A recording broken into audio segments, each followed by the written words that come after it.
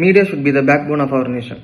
மக்களுடைய குரலை அரசாங்கத்துக்கிட்ட கொண்டு சேர்க்கறதுக்கும் அரசாங்கத்துடைய செயல்பாடுகளை மக்களிடத்தை கொண்டு சேர்க்கறதுக்கும் மீடியா முக்கியமான ஒரு பொறுப்பு வகிக்கிறது.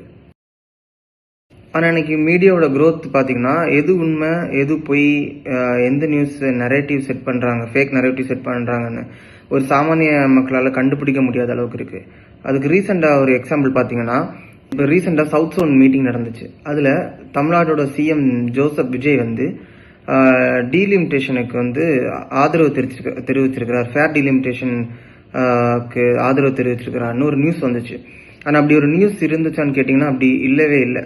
ஸோ எல்லா நியூஸ் சேனலுமே டக்குன்னு அன்னைக்கே வந்து சிஎம் ஜோசப் விஜய் வந்து நோ டீலிமிட்டேஷன்லேருந்து ஃபேர் டீலிமிட்டேஷன் கேட்டுட்டாரு அப்படின்னு சொல்லி ஒரு நியூஸ் வந்துச்சு. ஏற்கனவே 1 வீக் பிஃபோர் தான் சட்டமன்றத்தில் நோ டீலிமிட்டேஷன் சொல்லி ஒருமனதாக ஒரு தீர்மானம் கொண்டு நிறைவேற்றப்பட்டது. அதுக்குள்ளாலேயே திரும்ப இந்த நியூஸ் சேனல் என்ன பண்ணிட்டாங்கன்னா, நோ டீலிமிட்டேஷன்லேருந்து ஃபேர் டீலிமிட்டேஷனுக்கு தன்னோட ஸ்டாண்ட்ஸை மாற்றிக்கிட்டாருன்னு ஒரு நியூஸ் ரொம்ப ஸ்பீடாகவே சோஷியல் மீடியா மொத்தமாகவுமே யூடியூப் நியூஸ் சேனல்ஸ் எல்லாத்துலேயுமே பரவிட்டு இருந்துச்சு. அமைச்சர்கள் ஆதவ் அர்ஜுனா, ராஜ்மோகன், நிர்மல்குமார் அவங்க எல்லாம் விளக்கம் கொடுக்குறாங்க. நோ டீலிமிட்டேஷன்னா அதே ஸ்டாண்ட்ஸில் தான் இருக்கிறோம். ஸோ என்னோட கேள்வி என்னன்னா, ஒரு நியூஸை போடும்போது அதை வந்து உண்மைத்தன்மையை அது உண்மையா இல்லை ஃபேக்கான்னு உள்ளதை சரி பார்த்துட்டு போடக்கூடாது.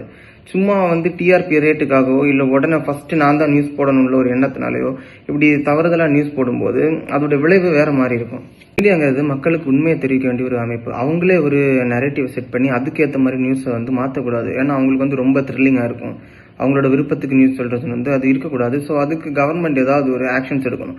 ஐடி ஆக்ட், இந்த press council of India, digital act, இந்த மாதிரி நிறைய இருக்குது. அதில் அவங்களுக்கு ஒரு லிமிட் செட் பண்ண வேண்டியது கட்டாயம். இல்லைன்னா வந்து இது பாதிக்கப்பட போகிறது வந்து மக்கள் தான். இப்போ கான்ஸ்டியூஷனில் கூட சொல்லியிருக்கிறாங்க freedom of speech and expression இருக்குது. ஆனால் அதுக்கும் ஒரு ரீசனபிள் ரெஸ்ட்ரிக்ஷன் இருக்குது. ஆர்டிகல் 19(2) பார்த்தீங்கன்னா டிஃபமேஷன், டீசன்சி இந்த மாதிரி விஷயங்கள் இருக்குது. ஸோ ஒருத்தவங்களை விமர்சிக்கலாம், தப்பு இல்லை. அதுக்குன்னு சொல்லி ஃபேக் நரேட்டிவ் செட் பண்ணி பண்ணுறது வந்து ரொம்ப தவறான ஒரு விஷயம். இது மக்கள் நம்மளும் புரிஞ்சுக்கணும், எது உண்மை எது போய். ஒரு விஷயத்த வந்து நம்ம ஷேர் பண்ணுறதுக்கு முன்னாடி, இப்போ நானே இதுக்கு முன்னாடி நிறைய விஷயம் வந்து எது உண்மை எது போயின்னுலாம் தெரியாமல் இப்போ டிவிகேல அனுப்புனா கூட நான் நிறைய ஷேர் பண்ணியிருக்கிறேன். இப்போ டிஎம்கே அனுப்புனா கூட ஷேர் பண்ணிருக்கேன். யாரை பற்றி என்ன சொல்கிறாங்கன்னு நம்ம தெரியாமல் இது பண்ணிப்போம். மீடியாவுக்கு வந்து ஃப்ரீடம் வேணும், அதே சமயம் மீடியா வந்து ரெஸ்பான்சிபிலிட்டியாக இருக்கணும்.